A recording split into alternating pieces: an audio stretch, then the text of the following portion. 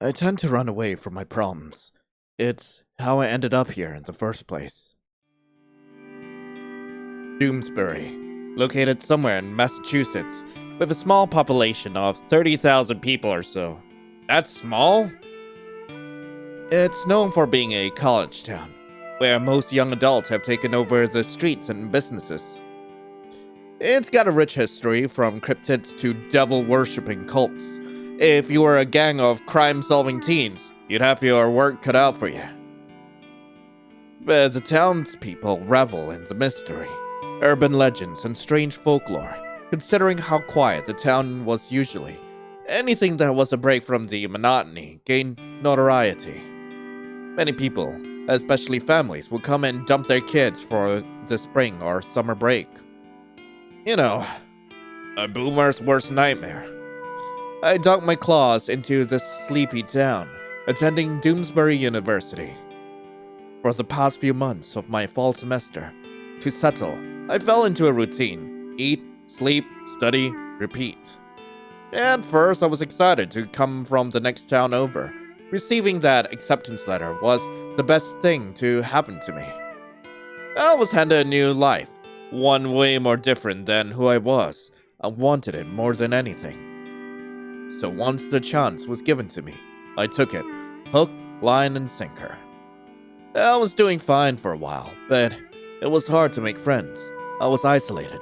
The only times I left my house was to grab a slice of pizza or some coffee from the cafe. I sort of trapped myself in the cycle. Sometimes I wouldn't bother to eat and slug down sleeping pills.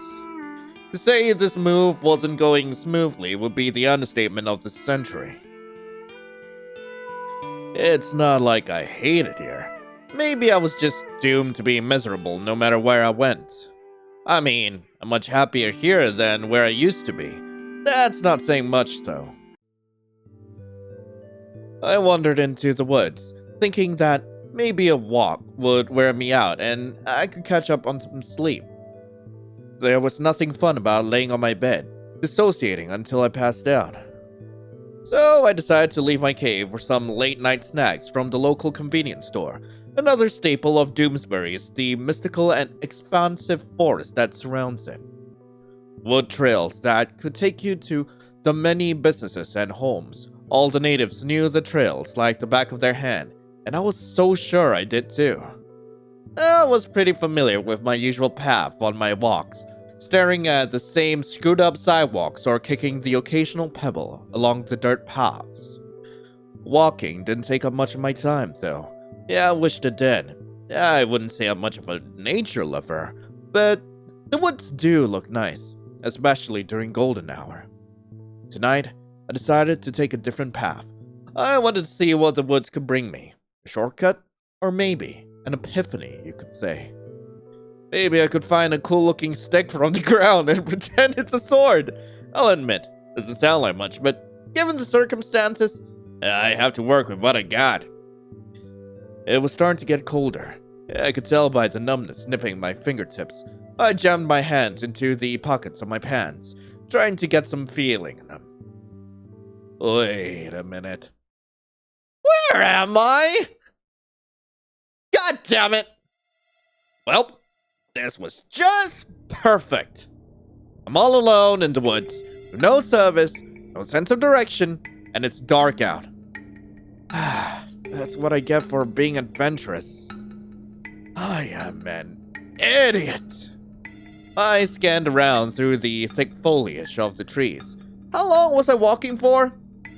I couldn't have walked that far out, but it was a little too late for that now. The soles of my feet were aching. Begrudgingly, I sat on a large rock as a sort of makeshift seat to relax and collect my thoughts before I had a mental breakdown. I sighed, slightly grimacing from the cold, hard surface of the rock.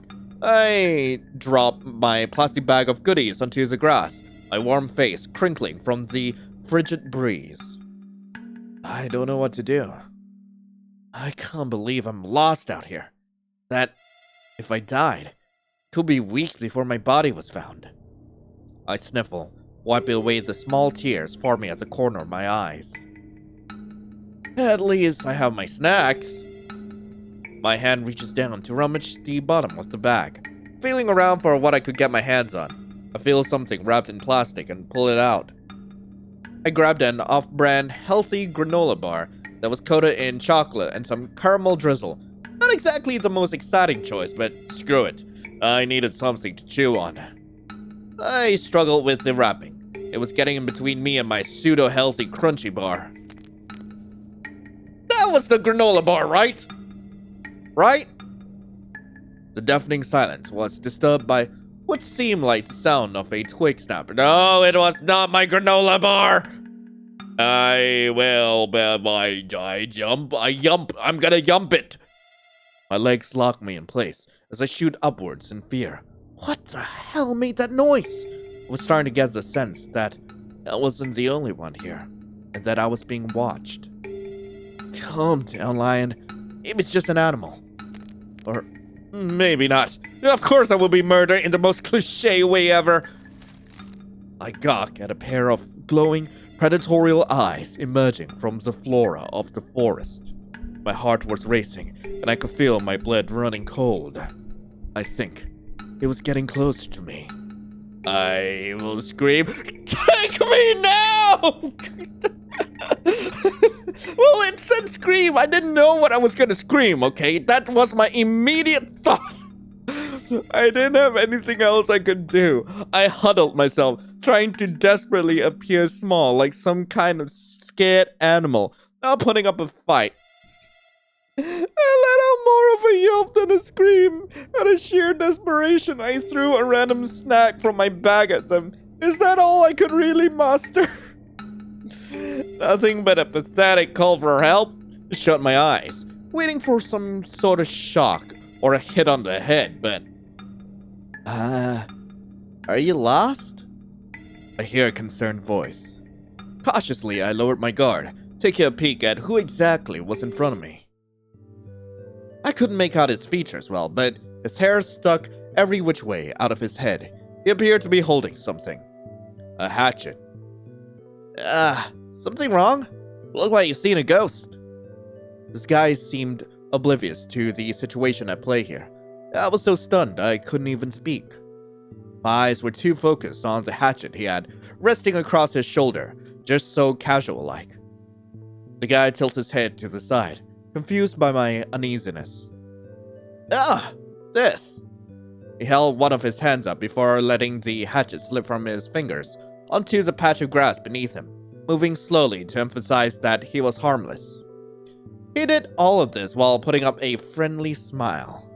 Yeah, take it easy. Not gonna hurt you. Are you lost?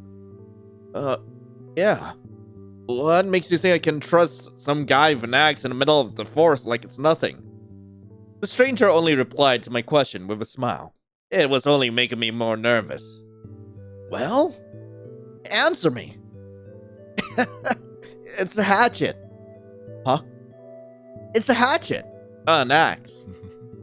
I blinked. I think that there was a laugh. He's supposed to sound much deeper? What? I blinked at him. Was he mocking me? Is this all just one big joke in me for him to laugh at? He was acting way too casual and didn't try to pull anything once. Was I overreacting? I didn't put down any of my defenses, though, as I continued to eye him suspiciously. Are you gonna answer my question now? He continued to have that small, almost innocent smile plastered on his face. Honestly, I thought that Alan was always like some gremlin. Okay, I thought he was like, he had like some sort of gremlin voice or something. I did not expect him to have such a low register. But either way, it annoyed you, it kind of charmed you, kind of charmed me.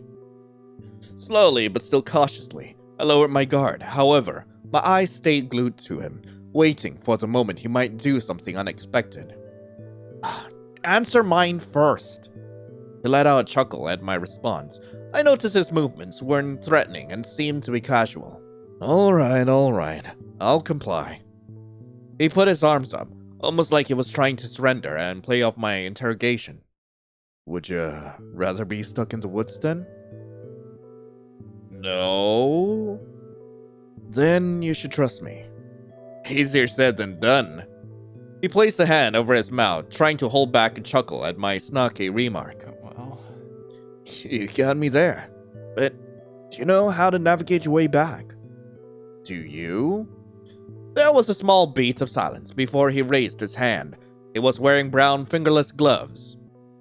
I know these woods like the back of my hand. You can learn a thing or two when you live out here. I'll even walk in front of you so you don't feel all antsy. It took a few seconds to think over his offer. I didn't exactly want to be stuck here forever until my body got discovered by a search party or eaten by vultures. Whoever this guy was, it was the best choice I had for now. Fine, lead the way. He smiled at me, reaching down to the ground and picking up his sturdy hatchet, perfectly sticking out from the soft tufts of grass. He swung the tool back on his shoulder. If I catch you doing anything remotely suspicious, I'll start swinging. I hear you loud and clear. He offered me his hand. I could barely make out the calluses and a few scratches from his hand. I was still a bit hesitant, but I took it anyway. let's go. Let's get going and get you somewhere safe. His grip was surprisingly strong, but he wasn't squeezing my hand or anything. The trees were becoming less dense the more we walked together, with the light of the moon guiding us through the foliage. Now and again, he would give me small glances, and in return, I got a better glimpse of his features. Particularly, his eyes were the most noticeable. Both of them were a different color. I couldn't help but stare at them, like I'd spotted a rare creature in the wild. I don't think I've seen you around here before. Are you new around by any chance? Yeah, I was a bit caught off by surprise. I expected him to bring up a conversation. I just realized that I'd been looking up at him without saying a word. So he just caught me being an absolute creep this whole time. Oh god, I am making an amazing first impression. Well, I moved from the next town over not too long ago. He perked up with interest. What made you decide to stay in good old Doomsbury? I merely shrugged at him. I had lots of reasons for staying here. I doubt this guy wants to hear about my problems, and to be frank, he was a near-perfect stranger. I won't spill my guts, but I'll tell him something. Want to get out of my bubble, put it simply. Doomsbury University seemed like the best school for me. How's that going for you? You know. Perfect. Fine. Super. That bad, huh? I cringed. So much for being vague and mysterious. The guy chuckled more under his breath as he continued to guide me through the trees and bushes. We both stayed silent, occasionally shattering the silence with small talk. You could tell I was uneasy around him. He seemed a bit sullen, like he had been looking forward to talking with me. My short responses and constant fidgeting told him that I was still on my guard. Not that he blamed me. He was sure he'd be cautious of some dude with a hatchet too. As we continued our trek, the tension we had before slowly dissipated, and I stopped being afraid of my own shadow. With time, the unkempt dirt path of the woods merges with the edges of the sidewalk, a sign of civilization. What a relief! I could practically kiss the ground right now. Looks like we finally made it. Oh my god, thank you! Jeez, I owe you one. I finally let go of his hand, stuffing mine into my pockets. Don't mention it. I turned over to him, scratching the back of my neck and feeling the chills of the cold air tickling my skin. Listen, you didn't murder me, and that's all I could ask for. I should at least return the favor by murdering you instead! Oh, God. The guy didn't even give it a thought, as he grinned ear to ear. Tomorrow, meet me back in the woods, and we could get some more snacks from that place. He pointed to my plastic bag. Oh, sure that. It wasn't until I looked down in it and saw a decently sized hole had torn its way. Only a few of my snacks have survived.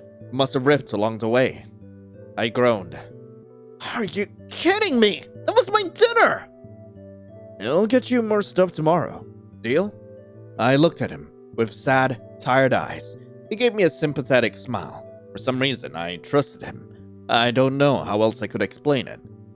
Deal, and thanks again. I'll see you around then. He continued to stand in his place while I turned my back from the woods, walking into my neighborhood once again. Stopping at the front door, I gave him one last wave. I couldn't tell from the distance, but he seemed to wave back. Is that Sunny Day Jack? I'm so tired. Exhausted, I immediately threw myself on the bed, tossing the plastic bag onto the floor. Finally, I can get some rest. God, my feet are aching. How long did I walk? Seems incredibly late. My eyes, they feel heavy. Whoever that guy was. Wait, I didn't get his name. I'll ask him tomorrow. I feel heavy, like I can't get up. Something is on top of me. Alan? Oh God, how long did I sleep? I wasn't passed out and slept like a rock. Let's just ignore the fact that I felt something on top of me. And I don't know how to feel about that. Might be hot, might be not. I don't know. I have no idea. Last night. Oh yeah. Got lost in the woods. Met a strange dude after he scared the living daylights out of me, and he promised to get me some snacks for today. I feel some mix of comforting jitters sinking in. It hasn't been long since I moved in, and I wasn't exactly rubbing shoulders with my neighbors, but I still talk to them.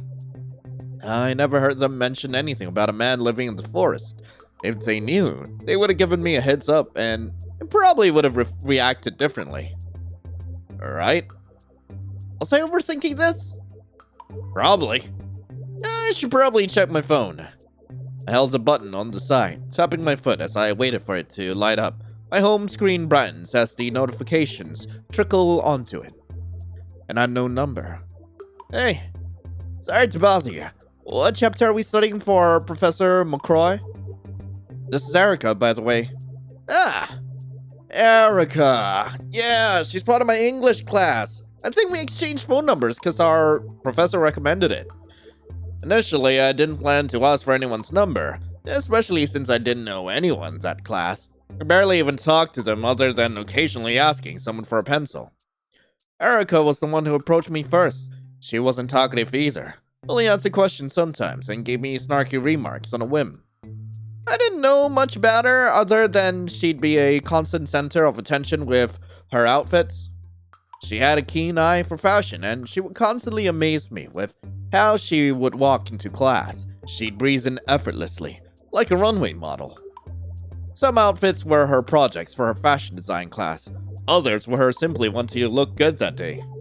It was pretty surprising to find out that she was majoring in interior design. She'd be the chicest interior designer, that's for sure.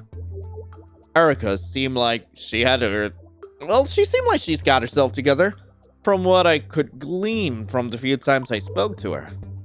Chapter 4. I sent the text and proceeded to let out a groan while dragging myself up from my bed. I would much rather sleep the day away, but I was promised snacks. It's been the first time in a while that I've been motivated to do something other than rot in my room. Damn. That's kind of sad. Thanks. I chuckled at her response. That was kind of cute. Before I could go out, I needed a refuel for the day. I reached out to the fridge, pulling with a bit of force, thanks to how janky the handle had become over time. I should get that looked at. Everything around this house needed some touch-ups though. Maybe I shouldn't have turned down the idea of having a roommate. But I do enjoy my privacy a lot, and I wasn't keen on losing that anytime soon. The cool air of the fridge nicked the tip of my nose, and my eyes searched for food. It was practically empty. Leftover pizza, toaster waffles, eggs, leftover pizza sounds good, but egg. It's not much, but the classic staple for breakfast. Plain and simple. I don't have much to eat it with. A fried egg is the way to go, then. If you go down into the woods today. What? Okay. I squeezed my eyes shut, feeling What? Y'all are hearing that too, right? That ominous, whooshing sound and the bells? I squeezed my eyes shut, feeling attacked by the blinding glow of the sun. It's too bright today. I walked to the other side of the road, frisking to the overgrown forest again. I stuffed my phone in my pocket. It wouldn't be of any use since my service couldn't reach in the middle of the woods. I walked through my familiar path, trying to remember where exactly the guy wanted to meet. It was pretty vague on the details, telling me to simply meet him in the woods. Not gonna lie, it just hit me now how sketchy that sounded. I fell into a daze, walking until everything around me looked strange. Well, that didn't take long. I guess I just have to sit back and wait for him to find me. Oh, you actually came. I heard his voice again. It sounded almost in disbelief. I turned around to face him. His eyes are wide, but a smile slowly forms. He seemed happy to see me. You thought I was gonna ditch you or something? Well, maybe. He laughs nervously under his breath, scratching the back of his neck. Like I said, I owe you one, and I want my snacks. I couldn't turn down an offer like that. I got a chuckle out of him, easing him more and more into a conversation. It soon subsides again into an awkward silence. I shifted my eyes around, trying to think of what to say next. I didn't catch a name, stranger. I didn't throw it. You piece of poo! Oh, God, I laugh. I groan. Oh, my God. I can't believe you just said that. You're way too young to be making uncle jokes. I couldn't resist. He flashes a smile at me, one that was way too proud of himself for that line. Alan. Alan? Yep. Alan Orion Constance Otai Vermont III. The third? Is that really a full name? I squint my eyes at him. Nah, it's just Alan Orion. Wow, you're already lying to me. I can't believe you, Alan. I shout back at him in a snarky tone. Alan proceeds to place his arms behind his back, flashing his rather sharp teeth. Are you gonna tell me your name, Doe Eyes? He leans in, not too close for comfort, but enough that I could take a good look at his features. He had scars on both sides of his cheeks. They were small, and one looked like a marked axe on his face. His shaggy hair had bleached tips on some ends. Then my eyes fall onto his, staring directly at me like some new creature he discovered.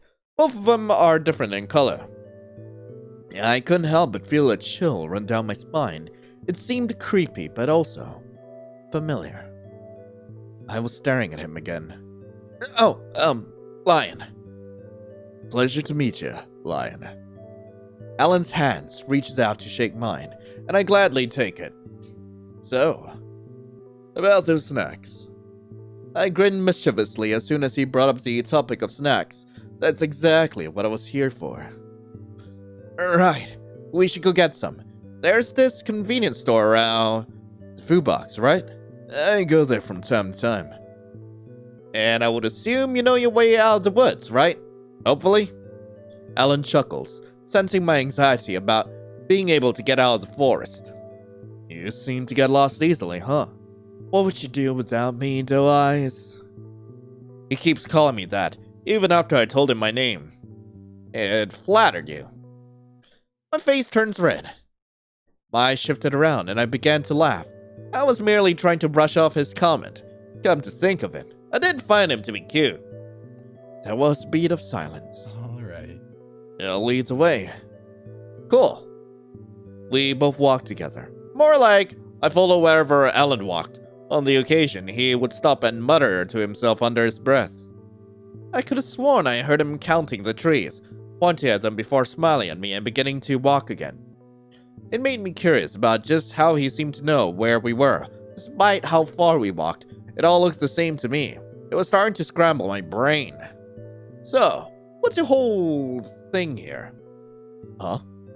I mean, I'm assuming you live on your own out here, not anywhere in town. It's not my business, but how come no one has ever told me about you?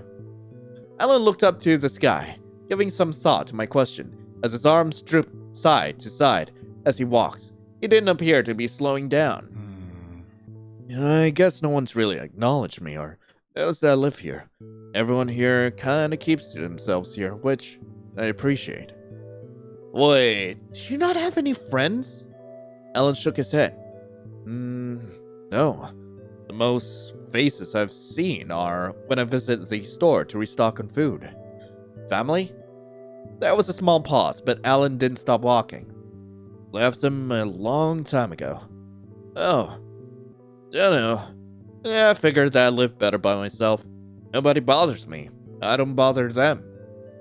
So, you're a hermit? Alan chuckled, scratching his cheek. You could say that. I nodded, understanding Alan in a way, not wanting to interact with others, living peacefully out in the woods, and then a funny thought came to my mind. You do realize that you are talking to me and joining in on a snack quest, right? Not very hermit-like. Did I break your zero human interaction record? Alan's eyes latched onto mine, his lips tugging into a smile. I guess you did. I don't mind you being my first. It didn't take us long to get to the convenience store. I didn't think I minded the distance. Didn't know a conversation with someone I knew for less than 24 hours would be so distracting. The obnoxiously bright lights of the store pulled me out of the trance. There were a couple of people in the store, mostly older men getting cases of beer or students getting a quick lunch. Worker mutters, "Welcome," as we step in, not bothering to look up from their phone. Well, pick anything you want. It's on me. I perked up as soon as he said that. My eyes scanned around every corner of the store, wondering what I could get. I remember he really did like the ice cream. Yeah, let's go for ice cream. I reached into the cold freezer, grabbing myself whatever seemed most appealing. Alan flashes me a cheeky smile. He seemed giddy that we got the same thing. I looked back and saw that Alan was also scavenging around for snacks. Both of us were smiling brightly, like children running amok the aisles, not even bothering to get a basket for our collect shit.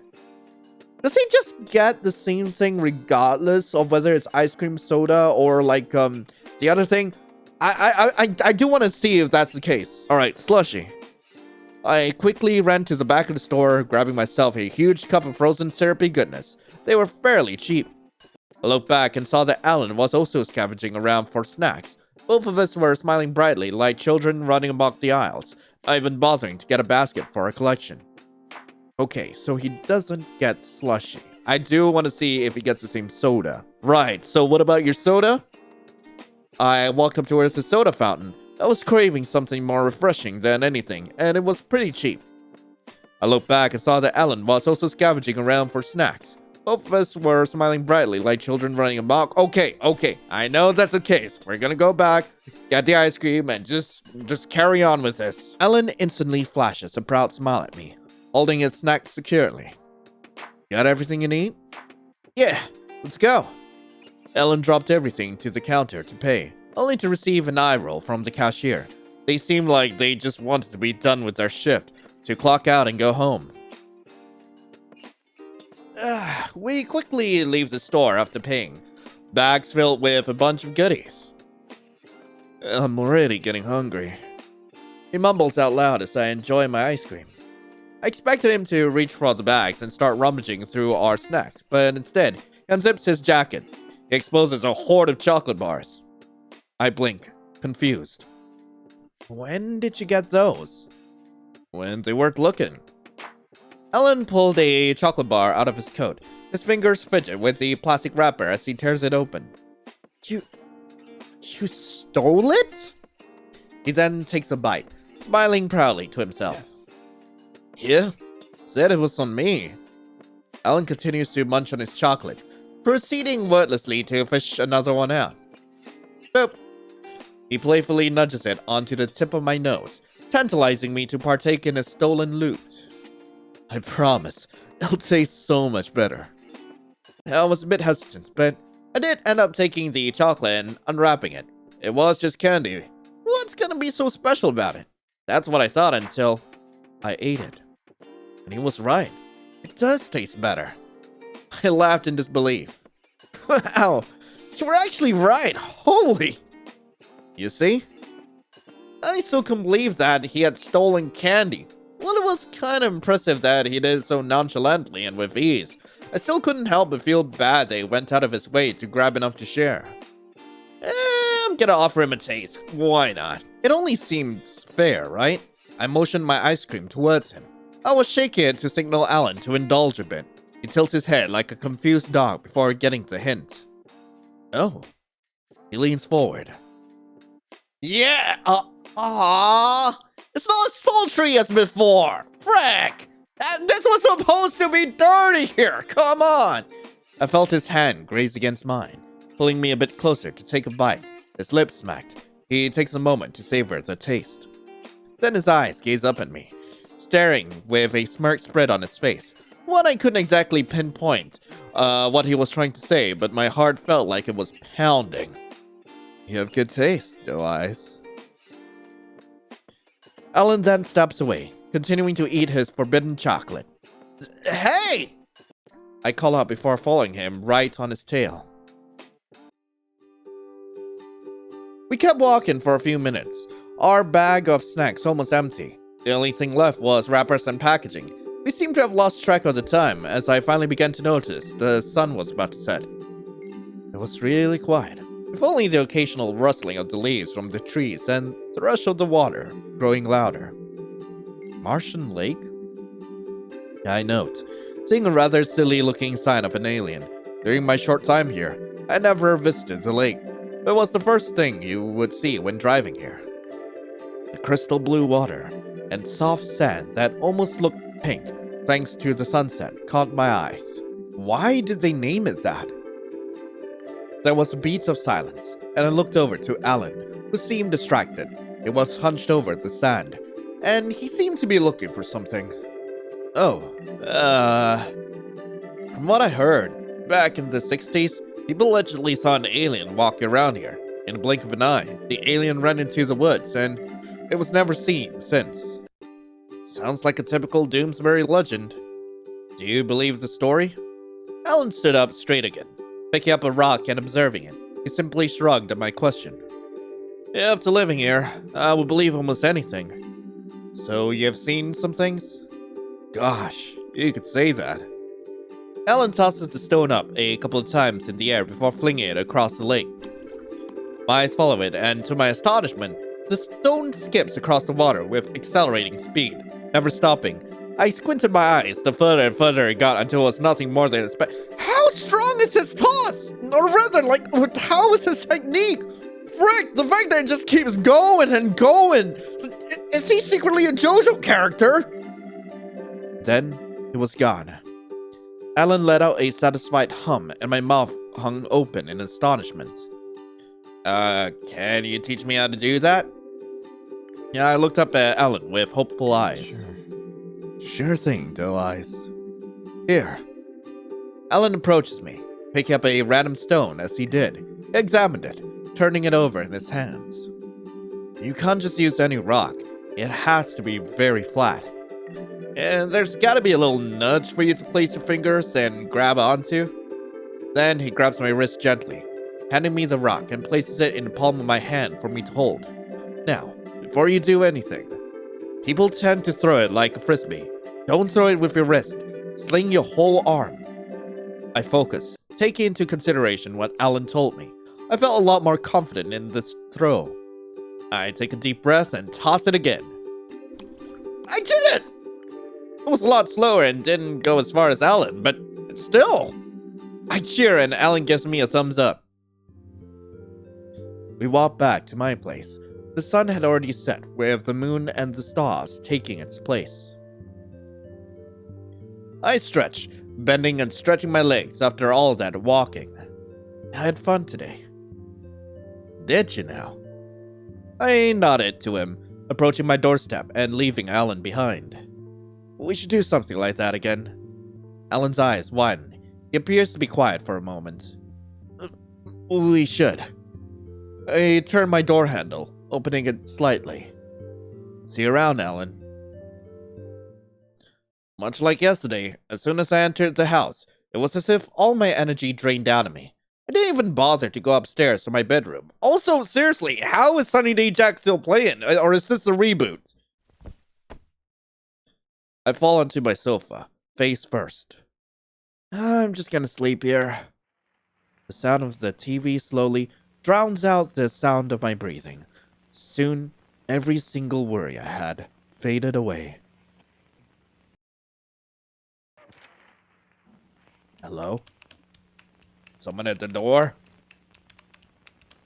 Thank you for playing the beta of My Dear Hatchet Man. Anyway, that was the new demo for My Dear Hatchet Man. I really hope you guys enjoyed it. If you guys do want to play this for yourselves, link to the game will be in the description below. So, this was very different from the original demo of My Dear Hatchet Man. I believe that some of the rewrites were made so that the game is better paced, so that we learn more about Alan over time, and we have a bit more investment in the story. Also, the reason why I didn't go back and actually try out some of the other choices in this game is because a lot of them are just flavor text. It doesn't really, it doesn't really affect the endings yet. I'm not sure if they're gonna affect the ending in the future. But anyway, thank you all so much for watching. Hope you all have a lovely rest of the day, and as always, I'll be seeing you in the next video. This is Lion, signing off. Ciao.